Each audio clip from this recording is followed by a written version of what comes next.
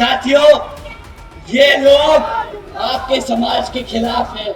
ये खाली बहुजन समाज नहीं आते, पिछड़े समाज के खिलाफ है। बाबा साहब कहते थे कि शिक्षा वो शेरनी का दूध है, जो पिएगा वो दहाड़ेगा। बहन जी ने इस योजना के तहत अपने प्रदेश की हर एक बच्ची को शेरनी बनाने का काम किया। साथियों, शेरनी बनाने का काम किया। जय भीम, जय भारत। साथियों, हमारे आदरणीय नेताजी, आप जिस उत्तर प्रदेश से जिस उत्तर प्रदेश के वाराणसी से सांसद हैं, वो प्रदेश भारत का किडनैपिंग कैपिटल बन चुका है। तो ठीक है, आज के बाद से हम प्रदेश को बुलडोजर की सरकार नहीं बोलेंगे। आज के बाद भाजपा की सरकार बुलडोजर की सरकार नहीं है। आप लोगों की सरकार जनता को गुमराह करने वाली सरकार बन चुकी है। जो सरकार अपने बच्चों को भूखा रखे, जो सरकार अपनी बहन बेटियों पर अत्याचार होने दे, जो सरकार अपने युवाओं को बेरोजगार रखे, जो सरकार अपनी आवाम को राशन के नाम पर गुलाम बनाकर रखे, वो सरकार अब बदलनी है। साथियों, वो सरकार अब बदलनी है। सरकार निकम्मी है। क्या सरकार निकम्मी है? सरकार क्या? जो सरकार वो सरकार साथियों, बुरा मत मानना, मैं नी का ये मेरी जिंदगी का समय वापस नहीं आएगा। आप भी मत खर्चिएगा अगली बारी वोट अपने हाथी पर ही दबाना। साथियों, इनकी तरह समाजवादी पार्टी के लोग भी आप लोगों के बीच में आएंगे। इनकी तरह समाजवादी पार्टी के लोग भी आपके बीच में आएंगे, परंतु इस बारी इनकी बातों में मत आइएगा।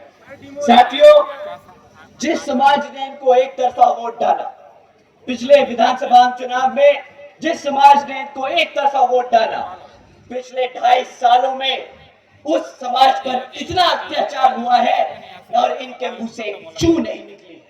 बताइए साथियों, सही है कि गलत? देखो कौन आया। देखो साथियों, जिस समाज ने इसके लिए वोट किया, उनके लिए इनके मुंह से एक चू नहीं निकला।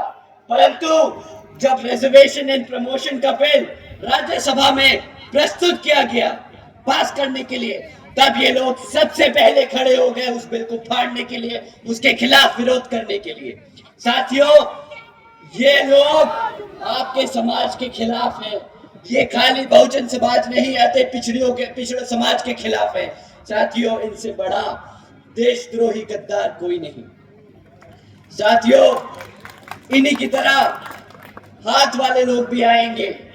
कांग्रेस पार्टी भी आप लोगों के बीच में आएगी और बोलेगी, हम भी बहुजन समाज के लोगों को, SC ST OBC पिछड़े समाज के लोगों को रिजर्वेशन देने का काम करेंगे। परंतु साथियों, इनसे बस एक सवाल करिएगा कि पिछले 60 साल से आप केंद्र की सरकार में आसीन थे, तब कहा गया ये SC ST का बिल? तब कहा गया आरक्षण हमारे समाज के लिए? तब आप तो हमारे बाबा साहब को भी भारत रत्न देने से कतरा रहे थे। तो अब जब आपकी पूरी राजनीतिक अस्तित्व खतरे में आ चुका है, तब आपको बहुजन समाज की याद आ रही है। साथियों, इस बार इनका हाथ का जो झंडा है ना, वो लपेट के इनके हाथ में थमा कर वापस भेज देना।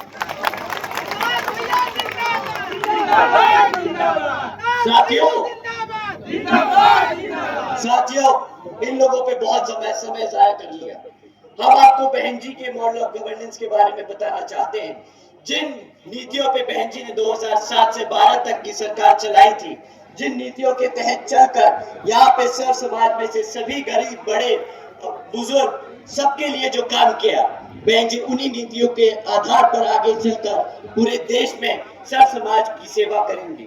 साथियों, आप जानते होंगे कि बहन जी ने महामाया गरीब बालिका आशीर्वाद योजना चलाई थी। साथियों, इस योजना के तहत बहन जी ने हर एक गरीब बच्ची को पैदा होते वक्त ही 1 लाख रुपए सीधा उसके खाते में देने का काम किया था। साथियों, देश में पहली बार गरीब के घर में एक लखपति लड़की पैदा हुई थी, वो भी बहन जी के शासनकाल में। साथियों, इसी क्रम में बहन जी ने सावित्रीबाई फुले बालिका आशीर्वाद योजना चलाई थी, जिसके तहत बहन जी ने 12वीं तक की शिक्षा अपनी बच्चियों के लिए फ्री करी थी, क्योंकि बहन जी बाबा साहब की कही बात को बहुत अच्छे से समझती है और मानती है। बाबा साहब कहते थे कि शिक्षा वो शेरनी का दूध है, जो पिएगा वो दहाड़ेगा। बहन जी ने इस योजना के तहत अपने प्रदेश की हर एक बच्ची को शेरनी बनाने का काम किया। साथियों, शेरनी बनाने का काम किया। बेटी पढ़ाओ, बेटी पढ़ाओ। ये तो अरे नारा बोल के भी तुम बेटियों की बात कर रहे हो भाई, वो बेइज्जती करने की बात है, मत करो, बेइज्जती करने की बात है। अगर बेटियों को बढ़ाना है तो मुफ्त में शिक्षा दे के दिखाओ। अगर बेटियों को बढ़ाना है तो उनको आईएएस ऑफिसर, आईपीएस ऑफिसर बनाओ, उनको आरक्षण अलग से दो, उनके लिए सुविधा दो। कितनी बात करती है ये सरकार अपनी बहन बेटियों की, कितनी बात करती है। कांग्रेस की सरकार चल रही है और राज्यों में कितने रेप के केस सामने आते हैं हर रोज, कितने केस आते हैं बलात्कार के सामने रोज। भाजपा की सरकार चल रही है, कितने रेप के केस पकड़े गए। कहीं पे भी नहीं बेटी को बचाया जा रहा, कहीं पे भी बेटी को नहीं बचाया जा रहा। साथियों, एक बहन जी ही है जो अपनी बेटियों का दर्द समझ सकती है। साथियों, समय आ गया है वापस उनको प्रधानमंत्री बनाने का। साथियों, बहन जी ने महामाया आवास योजना के तहत हमारे सभी एससी, एसटी, ओबीसी, आदिवासी समाज के लोगों के लिए अपना खुद का घर देने का काम किया। साथियों, जानते हैं 3.5 लाख परिवारों को अपना खुद का घर मिला इस योजना के तहत। साथियों, यही नहीं बल्कि हमारे युवा साथियों को जानकर अच्छा लगेगा कि बहन जी ने अपने शासनकाल में 90,000 से ज्यादा अधिक सफाई कर्मचारियों को नौकरी दी थी, 1 लाख से अधिक शिक्षकों को नौकरी दी थी, 2 लाख से अधिक पुलिस फोर्स में जवानों को भर्ती किया था और 6 लाख से अधिक अपर कास्ट समाज में से सभी जरूरतमंद लोगों को सरकारी नौकरी देने का काम किया।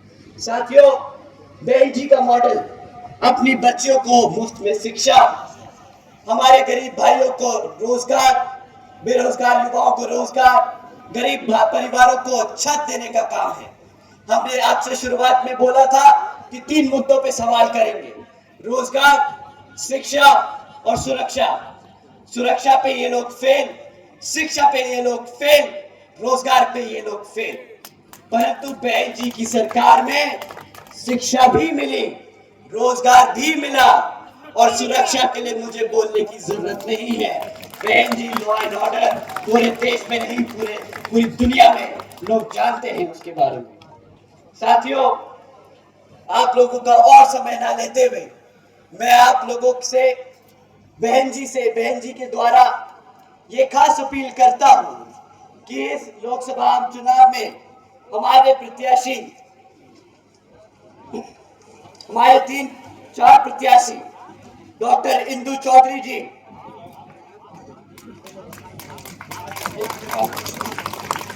श्री बालकृष्ण चौधरी जी, चौहान जी, श्री भीम राजभर जी और श्री लल्लन सिंह यादव जी, आप सबको इनको हाथी के निशान वाले सामने वाले हाथी के सामने वाला बटन दबाकर यहाँ पर सत्ता में आसीन कराना बहुत जरूरी है। साथियों, इनको इनके सामने हाथी के सामने वाला बटन दबाकर इनको विजय बनाकर पार्लियामेंट में भेजने का काम करें और बहन जी को प्रधानमंत्री बनाने का काम करें। आप लोगों से ये पुरजोर अपील है। साथियों, अपनी बात यहाँ समाप्त करने से पहले एक बार फिर से मैं अपने सभी माता बहनों का, हमारे बड़े बुजुर्गों का, हमारे सभी युवा साथियों का, हमारे सभी बीबीएफ के जवान साथियों का और हमारे सभी कार्यकर्ता और पदाधिकारियों के साथ साथ हमारे सभी प्रत्याशियों का एक बार तहे दिल से धन्यवाद करता हूं। आप सभी को आने वाले लोकसभा चुनाव के लिए बहुत बहुत शुभकामनाएं। जय भीम, जय भारत।